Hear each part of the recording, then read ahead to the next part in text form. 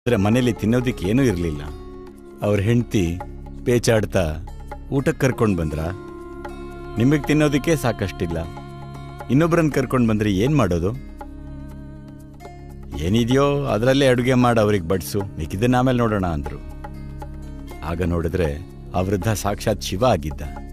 ತನ್ನ ನಿಜವಾದ ರೂಪದಲ್ಲಿ ಕಾಣಿಸಿಕೊಂಡು ಮುಷ್ಟಿಲಿ ಒಂದು ಹಿಡಿ ಅಕ್ಕಿನ ಆವಿರ್ಭವಿಸಿ ಅವರ ಮನೆಯಲ್ಲಿದ್ದ ಕಣಜದೊಳಕ್ಕೆ ಹಾಕಿದ.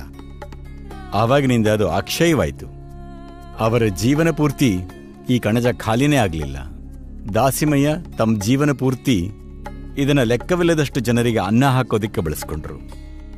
ಇವರೇ ದಾಸಿಮಯ್ಯ. ಅವರ ಭಕ್ತಿ, ಅವರ ವಚನಗಳು ಮತ್ತು ಅವರ ಶೋಭಾಯಮಾನವಾದ ಉಪಸ್ಥಿತಿ ಹಲವಾರು ಜನರನ್ನ ಪರಿವರ್ತಿಸಿತು.